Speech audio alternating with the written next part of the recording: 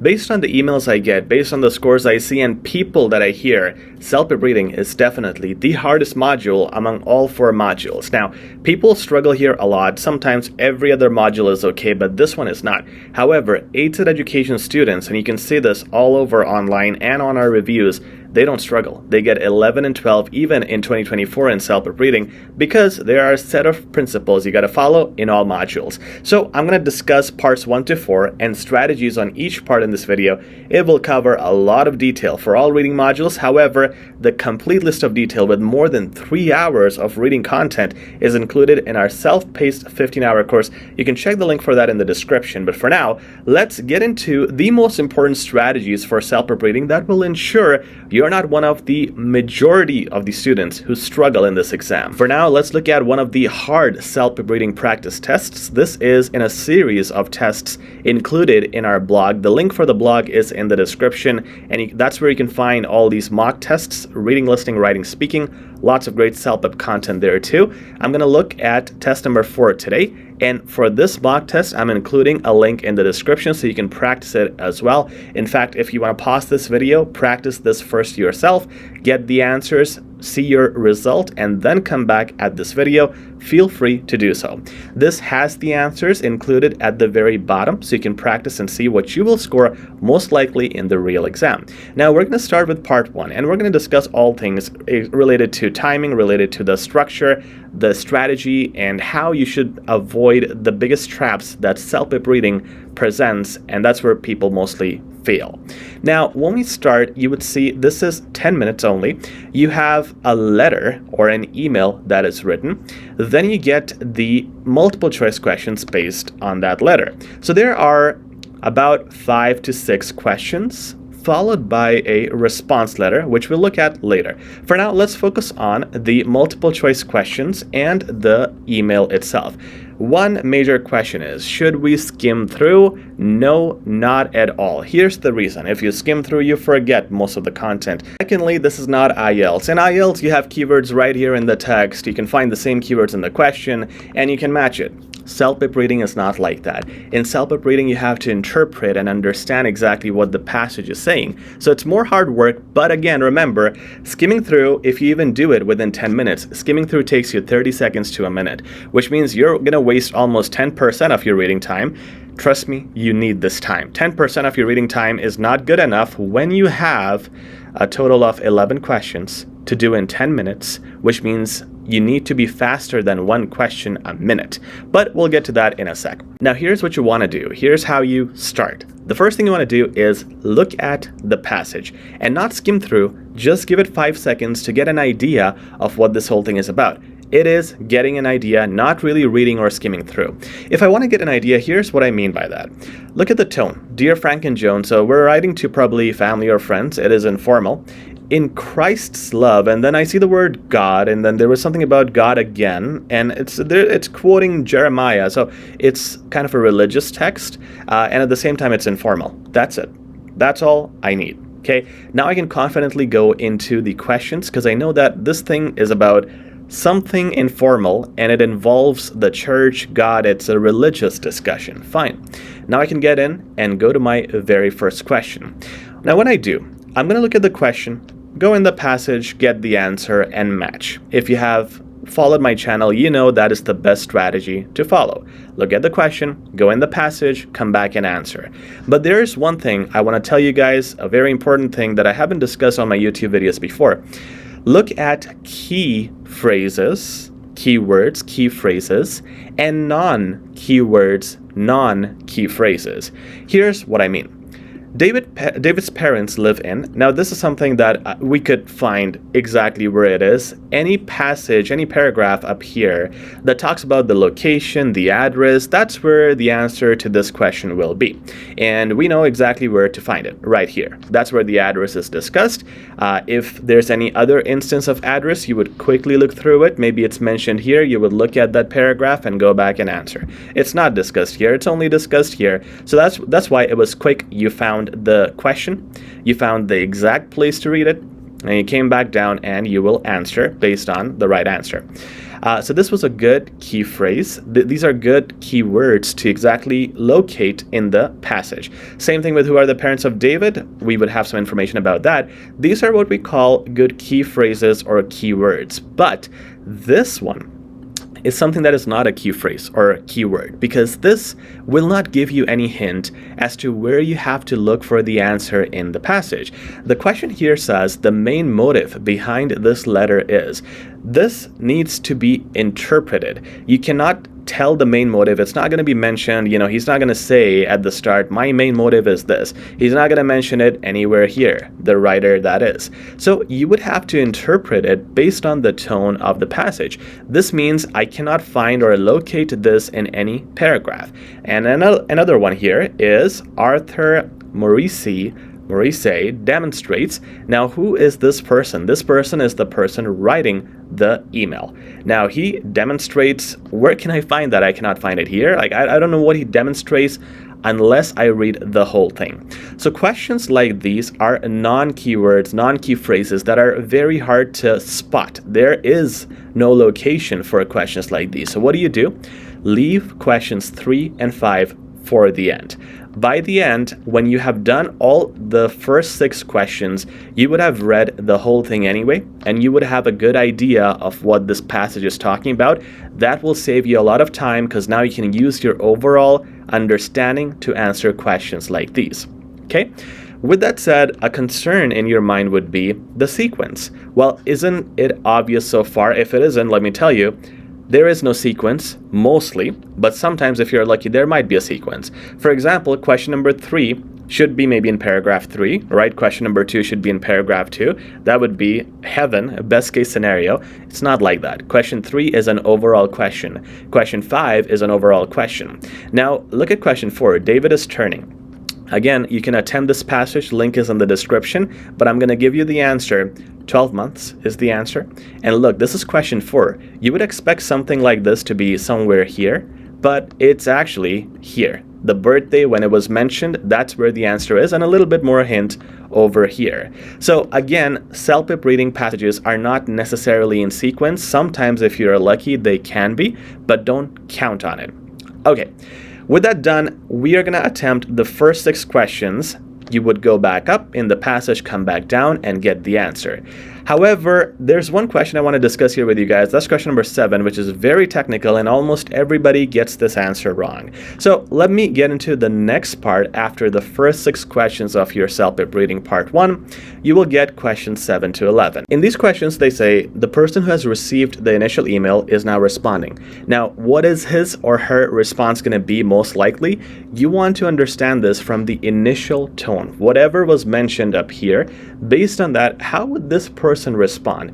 Now, here's what you want to do. Put yourself in the same situation. If you were to get this letter, if you were the person, if you were this family, Joan and Frank, who got the initial email, how would you respond? Think of that. And again, that's why I said CELPIP is not just looking at keywords. You have to interpret, and you have to read this whole thing as you answer the questions, while answering questions, and understand it, because now you have to formulate what a response could be. These answers are not mentioned anywhere in the passage. For example, 7, 8, these are not mentioned exactly word to word. This is based on how you would interpret the first passage. So very important to understand the passage as you do the first 6 questions. However, once you go to questions 7 to 11, your job will become easier, because again, you don't need to go back for a question 7 up there. You don't need to go back up for a question number 8 up there in the passage. It is mostly from your interpretation. And if you want to confirm what the answers are, just make sure you are correct. You can of course go up, but you don't have to, which is also why the response letter part is done a little bit faster than the first 6 questions. The first 6 questions take more time because that's where you're looking at the email in more detail. Now, this question is where people get stuck, right? Let's look at this. And if you want, again, you can pause the video, do this test, and try to see if you can get the answer for question 7. It is quite tricky. It says, again, the persons, Joan and Frank, are writing back to the reverend, I think you call them, or pastor. We are really thankful to you for giving. Now, what do you think they would say? Well, what did the pastor or this person, reverend, I think they call them, what did they give this family? They didn't give anything physical based on the letter that we saw. There were words that were given. So there were words of encouragement, there were blessings, there were advice, and those sort of things. It is important for you to predict, because you want to know where these people, Joan and Frank, most likely are coming from. Now, let's look at the questions, the options here. Your sincere gratitude, sweet birthday greetings to me, honest response, and encouragement. Here's what you want to do. Guys, this is where the examiner, the test maker, is trying to trap you. You want to understand what each of these things mean, okay? Use your own words. This is a magic trick. You can call it simplification of the question. You can call it your own explanation to yourself, your own paraphrasing to yourself, whatever you want to call it. This is how you simplify the question for yourself and avoid all the traps that are being laid to make you get a bad score. The first thing is, think about this. Your sincere gratitude. It means thankfulness. It means someone was thankful to you. Was the person thankful to these guys? Did these guys do any favor on that person? No. It actually looks like it's the other way around, because that person is giving a lot of blessings to the family. So I don't think the reverend or the rev is saying thank you. There's no highlights of that. So I'm going to remove this option. Now, sweet birthday greetings to me. There was a lot of stuff said about birthday. We're going to check that. This one, I'm not sure. Not going to eliminate it. Look at honest response. Again, simplify this in my own words. Just like with gratitude, I simplified that to, did that person say thank you to me? No, right? Honest response, is there anything that is being lied to, or is there anything controversial? Is there any honesty that is needed? I mean, is there a question of, did you lie to me or did you not? No, the whole discussion does not talk about that. So it's not a question of being honest or dishonest or sincere. I'm going to remove that option. It's not the same thing being discussed. It's not the opposite thing being discussed. Not honesty, not lying. So remove it. Encouragement, yeah, there were even verses where the person was kind of encouraging them as probably new parents. So now I gotta look at these two options. At least what I've done now is simplified my choices, saving myself time and making a step-by-step formula. All right, this is what I'm gonna look at. So either sweet birthday greetings to me or encouragement. Let's see what the answer is. And unfortunately, a lot of times, I'm gonna give you the answer right now, okay? A lot of times people say the answer is encouragement because, of course, you have words like here, if you read this part, the God, he says, the God tells you that everything is planned out, so you should be okay. And he is very positive. It's a wonderful, joyous occasion, and so on. So it looks like the person is encouraging the family. However, let me show you a few hints as to why that's not the answer. First of all, it says, the first person writing the email said, David's birthday is approaching, and I wanted to take this opportunity to greet you. See this you? It's capital. I wanted to greet you happy birthday as well. Followed by this again, you. Again, happy birthday to you. And the person who wrote this email is doing that because David's birthday is there too, but so is the birthday of the other person. So there's a reason why these hints are dropped, and we should not ignore them. So the person, the Rev, really wanted to wish the family or this person happy birthday. It's a special greeting for that person. Is there a mention of that again later on? Not much, but it is very clear. It's specific. It can be found that the Reverend or the Rev is giving the greeting to the family by using the words you multiple times and making it a point that I'm trying to wish you. So if we go down now, remove this, and we see this option, your sweet birthday greetings to me, that is more specific than the word encouragement. Encouragement is general, unfortunately. I cannot show you a place exactly. I cannot highlight that and say, this is a rephrasing of the word encouragement or it's synonymous to that, but I can specifically say that sweet birthday greetings to me, that was specifically mentioned in those places I circled for you, and that's why that's the answer. Complicated, right? But that is how CELPIP reading is. and that's why you got to be really smart with that. But do these steps, it simplifies the process, and be specific in getting your answers. Now we're going to get into part 2. Stay tuned though, because you want to look at part 4 by the end of this video. That's where almost everybody struggles. That's the hardest part. Difficulty level increases as you go down in the parts. Now at the end of part 1, you will see on the same blog the link to our CELPIP 15-hour course. Highly encourage you to check it out. All the features, that includes templates on writing and speaking, 800 plus words. Now it's almost 1,000, by the way, in the updated version.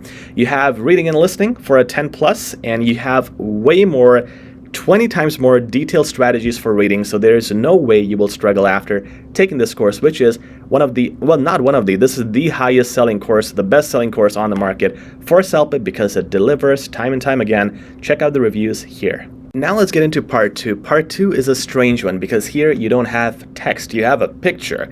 The picture has text, which you have to go through, you have to read, and then you have questions based on the picture. So in every module, in every part of the reading test in CELPIP, you have to look at the questions first, then go in the passage. But here you don't have a passage. So only in part 2, you follow the opposite strategy. You have to go through the picture first, give it 1 to 2 minutes. Remember that, 1 to 2 minutes, not more, to go through the picture, understand it, see what's happening there. And usually there's not lots of text, so you can easily cover this in 1 to 2 minutes, and then you can go ahead and answer the questions. Remember, you have only 8 minutes for this section, so the time is less. In this case, however, this part has more text than usual, and you can have variation of text. Sometimes it's too much, sometimes it's too little. So I will still read it, I will still get an idea of what's happening here. It's very important for you to understand and have an overall idea and some specific features.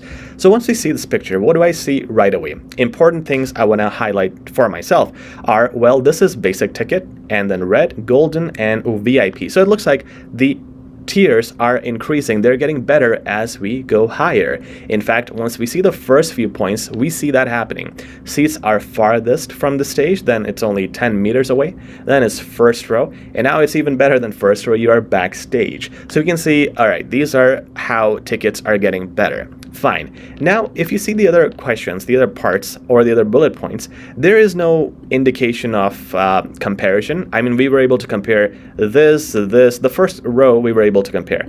But everything else, it's not, like the price is not mentioned here, but it's mentioned here, or it's talking about draws and discounts and refunds.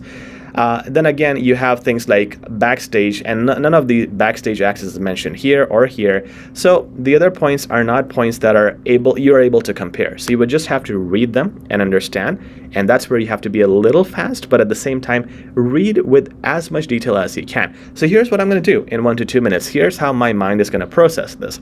Last you enter the seating areas. Okay, so you're entering basically the back or the worst area. It's cheap. It's lots of competition on the remaining tickets. Of course, most people would buy this. There's limited something. So it's very limited access to stuff. It's near hot dog stand, so bad place to be in. No chance to probably get refunds, and no chance for upgrades. There's no additional offers, just like when you buy plane tickets. Okay, a red ticket is a little better, just 10 meters away from the main stage. You have chances now here, your perks, you have chances to do something, fine. You have more fast food options available. You have some options, you have better seating, perfect visual, reasonable sound, and guaranteed entertaining experience or money back. Okay, so now I actually have a refund. You see how I'm reading? I'm reading fast. I'm not reading everything, but I'm just getting enough ideas, because you will not remember any of this information, or at least you would not remember all of this. You would remember the key points. Once you do the questions, go back up, you will then have to read again, which is why you don't have to waste time right now reading everything, because you're not going to be able to memorize it. You just want to get an overall idea. So you do this for 1 to 2 minutes, go over the whole picture, understand it, then we come down. Now usually you have again a correspondence. CELPIP really likes this. So you have a letter again being written from one person to another person. Let's read this, and we're gonna go over this part very quick. In about 2 minutes, I'm gonna tell you why I went over that quick and why you should do that too. 2 minutes later. For now, let's look at this. Hey Ray, how's it going? Don't mind answering that. It's rhetorical. I know you're probably all consumed in excitement like I am. Well, I have the details. Going from basic to VIP. Okay, this is your first question, guys. It's blended in this sentence. So it says in the sentence, going from basic to VIP. Now let's see what they are talking about. Basic ticket is the first one, VIP is the last one. All right, so going from 1 to 4. Everything except this increases. Okay, so I got to find an answer here. Now, let me look at some of my keywords, some of the important words that I should always pay attention to. One thing is basic to VIP. That is the keyword that I need to know, of course, because now I know I'm going to be comparing the basic ticket with the VIP ticket. Except is again a trick, because you would look at basic to VIP and then compare and list what is mentioned, but it says except, which means you should mention what is not included. Sometimes they use the word not in capital to highlight that, and those are tricky options too. And the keyword here is increases. So something increases as you go from basic to VIP. And then you also have the keyword however. Now let's talk about however, because this is in the next sentence, okay? Sometimes though, the links to sentences are important, because if it said however, and later it says however, and let's see something about VIP. However, get rid of this.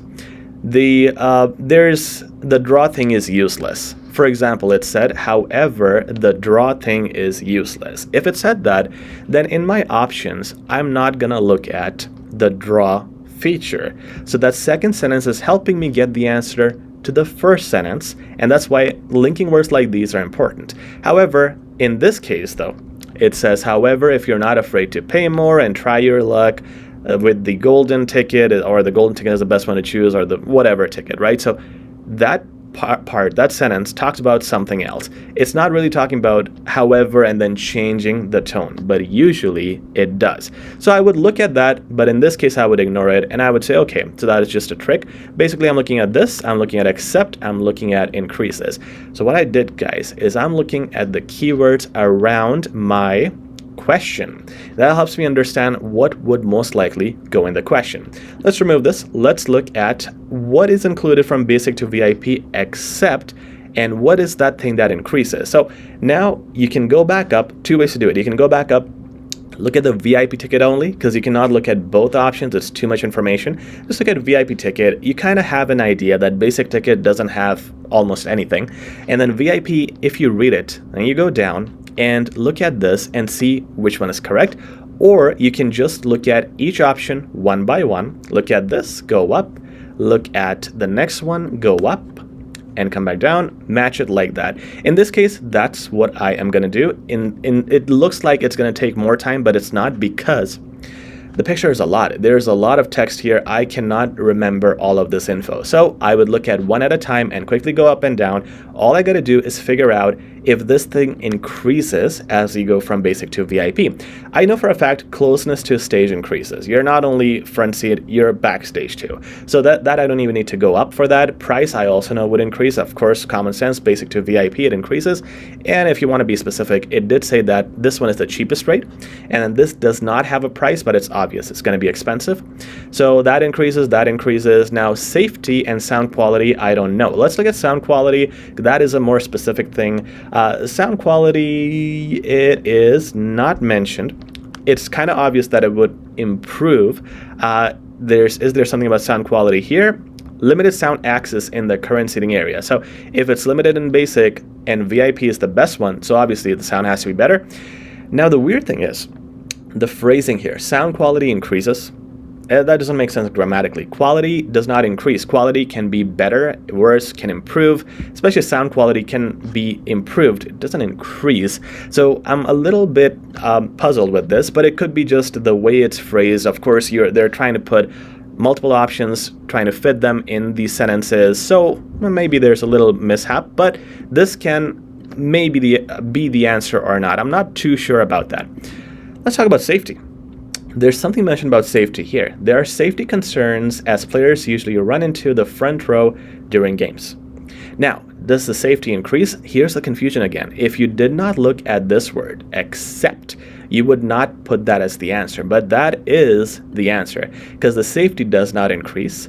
So everything else increases except safety. That's why we looked at that option, and we looked at this word too. We're looking at keywords to help ourselves, guide ourselves with the right answer.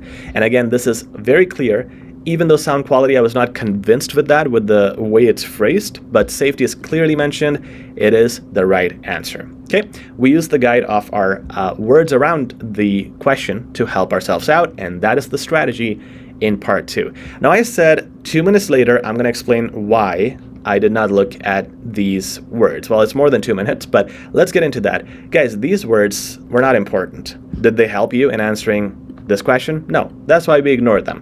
And that's what you can do in the exam too. But later on, you're going to get questions 6 to 8, where you would use words that initially did not help you to get any answer. So these words later usually help you to get the answer. For example, in this case, Jeremy and Ronaldo are. Jeremy is the person who is writing the letter.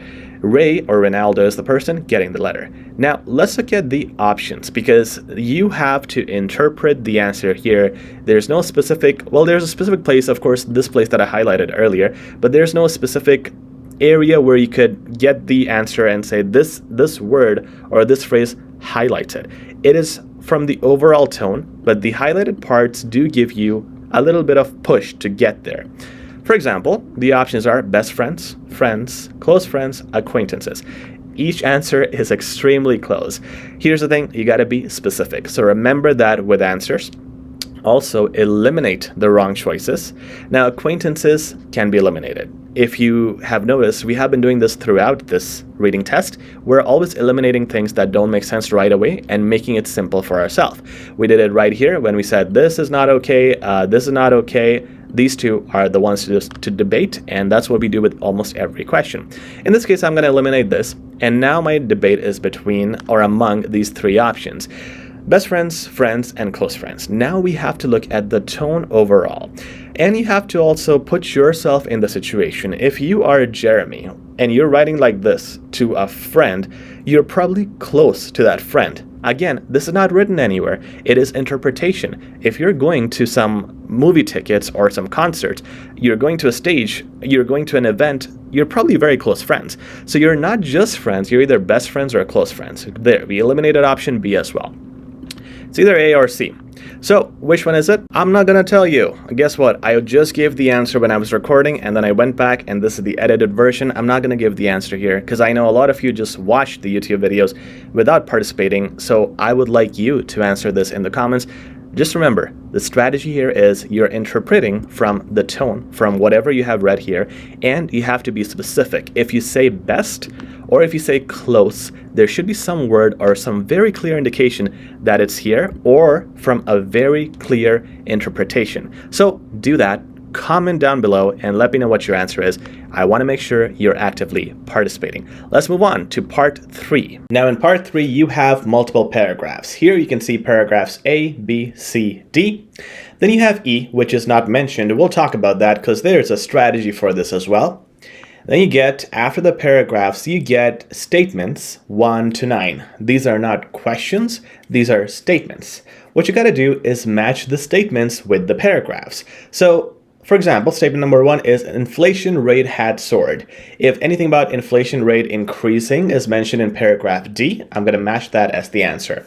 Now remember, you got to make sure that each part of the statement agrees with the paragraphs. For example, if it's saying inflation rate only, and that is mentioned in paragraph D, I am not going to put that as the answer. It has to say has soared or something synonymous to soared. Of course, it's most likely not going to be the exact word, but something similar to has increased, has risen will do. It's more complicated when you have long sentences like this. So here you have this part that has to agree, then this part that has to agree. The entire sentence has to be mentioned in some way in the paragraph you mark it for. Now, there's a lot of mistakes that we got to talk about, okay? There's a lot of fake gurus, teachers who just started teaching, and they usually use the IELTS strategies, and also a lot of you coming from IELTS think that it is the IELTS strategy. So mistake number 1 is a lot of you say, well, I'm going to read this paragraph, paragraph A. What is the main idea in paragraph A? Let me get the main heading, and then I'll go back down and get the answer. That is incorrect because this is not heading. This is not the heading question from IELTS. This is matching, if you are coming from IELTS, it is matching paragraph questions. So in this part, the answer could be here, it could be here, it could be here, it could be anywhere. We don't know where. That means you have to read everything to answer these questions.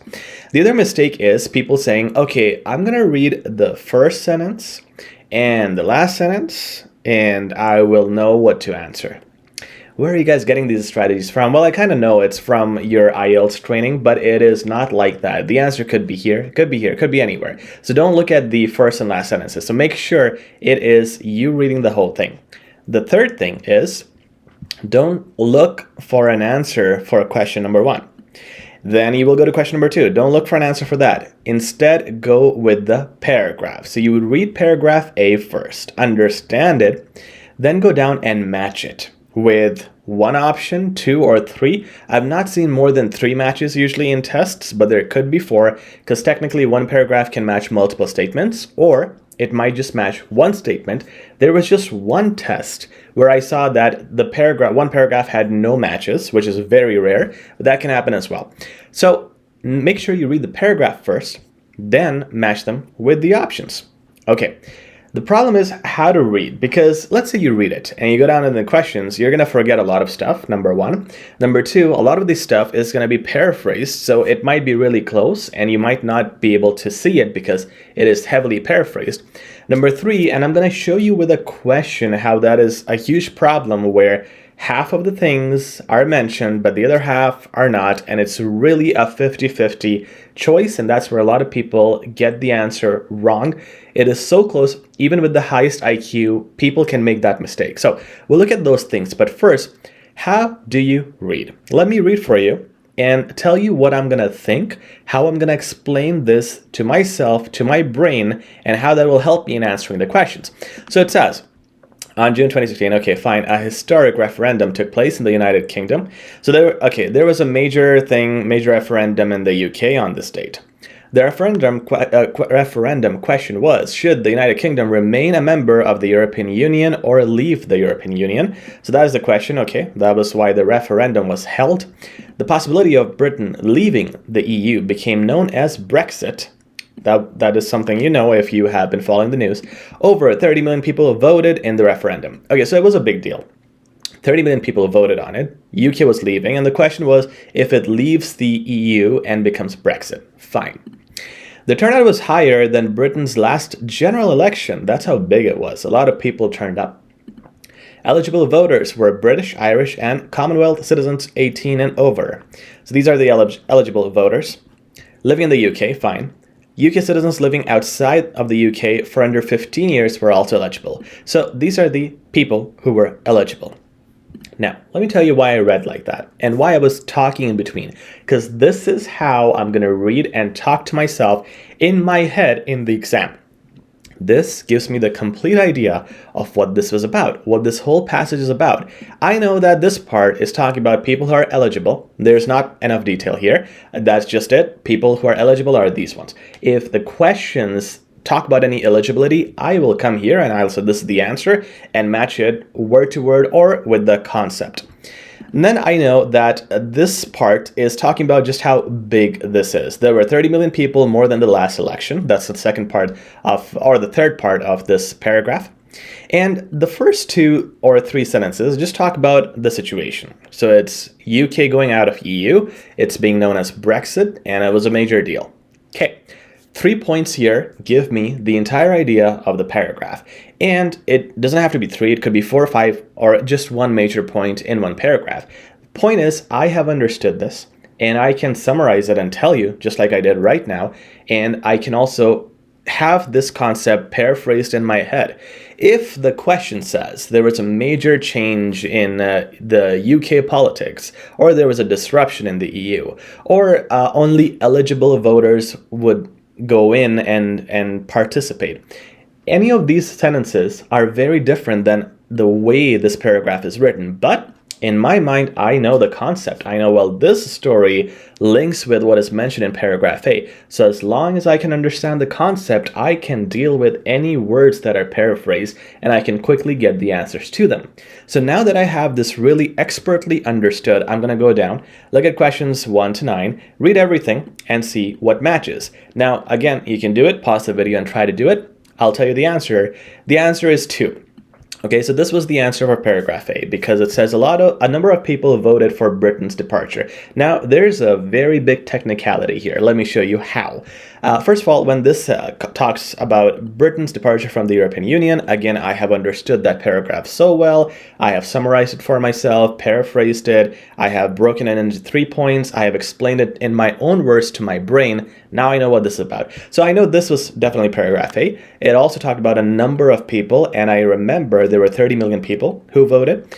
And again, it's the power of just reading one paragraph and then going down to the questions. You would remember those words, which is why a lot of you who do read everything and then go in the questions, you won't remember everything. So a few things at a time. Okay, now the problem is, guys, you got to be specific because this question in another test could easily be not given. Why? Well, the sentence says a number of people voted for Britain's departure from the membership of the European Union. That is not what is mentioned. Look, it's very technical. A number of people, which is 30 million people, voted in the referendum. We don't know if they voted for Britain's departure. Guys, that is different because Britain's departure may be out of 30, 16 million voted for that. We don't know if all of them voted for the departure. They participated in this concept, in this topic, but who actually voted for Britain's departure?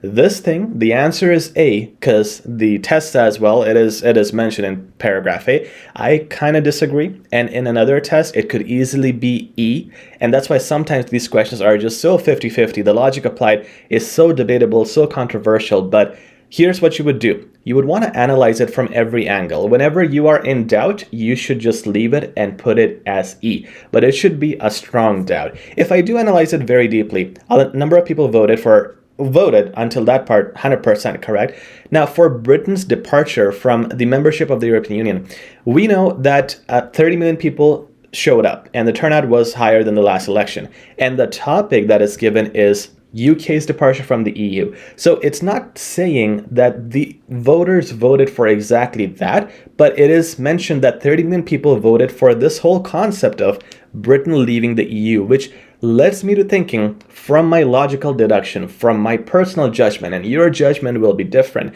But from my personal judgment, I can say, well, they probably voted for Britain's departure because it's talking about that here, followed up by telling us about how many people actually voted for this very concept. So if I really have to pick, it's a question of judgment, interpretation, what makes sense, what doesn't, and I'm going to pick, yeah, that is the answer A. Very controversial, you might disagree, but well, the test maker said it's A, and that's, it's always a different thinking in every test. It's a different thinking student to student, person to person, but you got to have some subjective, but also at the same time, evidence-based answers. You have this, but you can also, I can go up and show you where I found it, just like I did a few minutes ago. So that's the answer A, one of the most complex answers here, and then you would go down and do other answers as well based on the paragraphs. Let's talk about E. A lot of you try to find E. Now, E is not mentioned, which means any of these sentences which are not mentioned, you would just put E next to them. You don't need to find E. You don't need to find sentences or phrases that are not mentioned. It's simple, guys. At the end of your test, when you're done with part 3, if sentences 4 and 7 did not have any match, just put E next to them. Simple as that. All right? There you go. Problem solved with E, and that is how you approach part 3. Just remember, reading and understanding the way I did initially, each paragraph, doing that is highly, highly important. Now let's jump to part 4, which is the hardest part of your reading test. 5 things you want to understand about part 4 before attempting it. Number 1 is the answers or the questions are not in sequence. When you see the questions here, again, they're very similar to part 1, but unlike part 1, they're scattered. Mostly 90% of the times, Part 4 questions are never going to be in sequence. So question number 2 could be in the last paragraph. Question number 1 could be in the middle. We never know where to find them. The other thing is part 4 is the hardest part of the entire exam, which means the vocabulary level here is very close to academic. It is very hard vocabulary. You want to practice vocab? I'm going to tell you a tip about that later.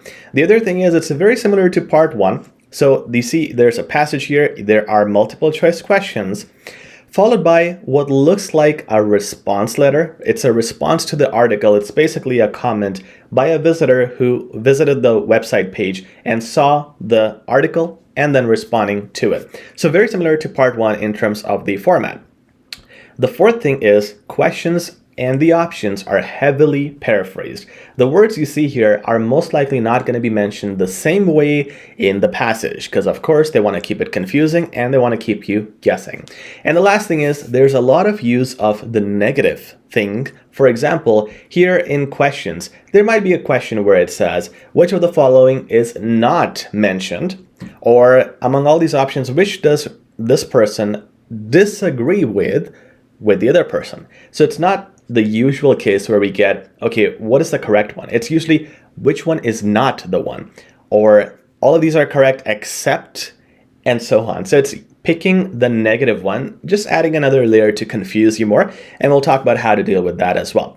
First of all, if you just look at the first question, you see it says, what does Robert think of young people? I'm going to give you the answer here. The answer was, they like to be popular. Why? Because one of the things that Robert mentioned was, let's see here, they are creating a clout chaser mentality among the youth, and most notoriously, so just the part that I've highlighted, you can see it's a very high level of vocabulary, and clout chaser means people who chase fame, and that's usually looked down upon. It's not a good thing. So because he mentioned that, it shows that the youth is trying to look for popularity, and that's where the answer is, they like to be popular. So you see the level of vocabulary that upgrades a lot. So how you deal with this is practice reading every day. Use our 5 mock tests in our course. We also have 800 words in our course that are CELPIP specific. Reading, listening, writing, speaking, very good words that it covers. So use that in our course in the description. Also, check out the free 400 word list again in the description as well. There are really good links and playlists in the description that you can see to practice vocabulary as well as a lot of other things. The other thing, this is probably the most important thing for you to understand, is this part is going to talk about a debate. It's usually mostly two or more people fighting or debating about something. If you read the first 2 paragraphs, you can pause the screen and read it. This guy, Robert Houston, hates technology. He's talking about all the cons of technology, especially for the young people. And then you see Randall Jones. He loves technology. He's talking about all the benefits. And that's the tone of this whole article. Why this is important is, of course, it'll help you in answering the questions. But also, later on, there's going to be a third person. Third person who's a visitor to the website page. What did he think? So he's going to pick one of these 2 people, or she's going to pick one of these 2 people, and they are going to support or disagree with the other. And if you understand which side of the debate this person is on, you can get 6 to 10 questions, so half of parts 4 correct. So it's important to understand who is taking what stance. And that brings me to one of our difficult questions here, which is this one. A bunch of things I want to discuss with you here. It says, how would Jones probably view Houston? Now look at Jones. Who is Jones? Again, this is a confusing thing that they do. Jones is Randall Jones. So they sometimes just take the last name, and they did the same thing with Houston. So they don't say Robert, and then you're like, who are Jones and Houston? That can be confusing too, but sometimes it's last names. Okay, so you see there is a comparison. They're saying, how does this person view the other person? So of course, you can read it and come back and answer, but you can see, you need to understand where the disagreements are happening and how are they having different opinions and what did they say about each other. So if you see the first part, skeptic, yeah, it makes sense. Again, I have read the passage, so I know I can come back here and answer. He's kind of skeptic. He doesn't agree with everything Houston says. It's definitely not realist. They are against each other. They're not going to praise each other. Pessimist, confusing, because yeah, Houston is pessimistic. He hates technology. He's very negative. Did Jones say he's pessimistic? Let's see. Jones, in the last two paragraphs, did not say anything about Robert Houston being negative. But a lot of you would look at this word pessimistic. It's somewhere here, right there. And it says the same word that is mentioned in the option. And we would look at this and say, this is mentioned. And again, it's an IELTS concept that the same keyword is mentioned. But that is not what Jones had to say about Houston. That is just what the author is writing about Houston. So that is also incorrect. This is a bait question, basically a trick question. This is obviously not correct. So you got skeptic, or we cannot say for sure. Now, every time I emphasize, give evidence of your answer. Did Jones say that Houston, his things, he's skeptical of them, he's doubting them? The thing is, there's no direct comment from Jones to Houston if you read these two paragraphs. Jones is just going on about what he believes in. And he's talking about his view on technology, but not directly contradicting Houston, which means this, while overall it seems to be the obvious choice, you cannot find the evidence for that. And when you're not specific, pick the other option. In this case, it will be we cannot say for sure. And that is the correct answer. So in part 4, in order to deal with all these close options, all these paraphrased words, make sure to find evidence for what you're saying. If you can show it to yourself directly, it's right there, give it as the answer. Otherwise, pick the other answer. Now, let's get into the read the following comments part. This is from a visitor to the website page. Here, the first sentence is your friend. The first sentence is the most important sentence. This will give you the tone. This will give you the stance of the person who's making the comment. You will get to know exactly what this person supports and who this person stands with. He says, how can anyone in their right mind be? This is sarcasm. This person is gonna start by a criticism, and let's read it by calling the question the word something. Okay, it really helps me when I do this. Here's how I'm gonna read this. It says, how can anyone in their right mind be as something towards technology's cons as Randall?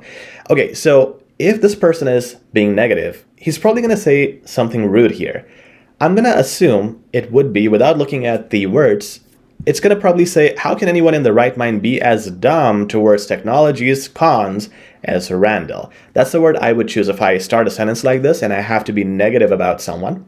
And the word that is very similar to dumb is ignorant. And it's not a good word, but again, that is what's mentioned here, similar to what I think it is. And that is the correct answer too. Plus, if you look at the other options, aware, educated, dedicated, they're all positive, and 3 positive answers cannot be the answers. It has to be one. So the one that stands out is usually the right answer. That is what we call educated guessing, but also from the way the person is being critical, sarcastic, he is going to choose something negative here, and that helps me get this answer. That also helps me understand this person is going to be against Randall. This person says, how can anyone be ignorant towards technology's cons?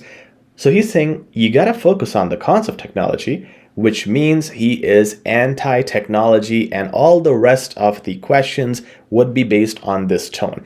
Once you understand the tone from the first sentence, you can get everything right. But if you screw it up here, you'll get everything else wrong. So make sure you know who this person is, what they think, try to think like them, put yourself in their shoes, and you will figure out what they would say next. In fact, we did that right here. From the sarcastic tone, we were able to figure out what could be the answer. Let me go back to one more thing that I showed you earlier, where I said, well, this option is the only negative thing compared to the other 3 positive things, right? This is another strategy for you. In part 4, you would see words and phrases that are very difficult sometimes in the options, and you wouldn't know which option to pick. So if you have a situation where you have 3 options and you have eliminated that, and you know for sure they're not going to be the options, guess what? The 4th option is the correct answer. And why you didn't pick the 4th one automatically is because the wordings in the 4th one, you don't know those words. You're not familiar with those.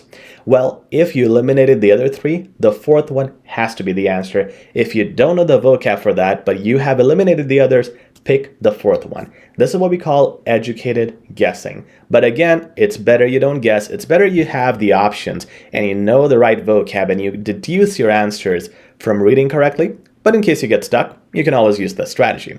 So guys, that's it. That is our wrap up of this reading part. And again, you can access this. The link is in the description. Check out a lot of great resources on our blog. Please subscribe for more content. We'll make a complete video for listening, writing, and speaking as well. So stay tuned, turn on the notification bell. We'll talk soon, and check out our course in the description. It has a money back guarantee. Your money will be completely secure and you have no risk with the course. Plus, we guarantee your result. So check it out.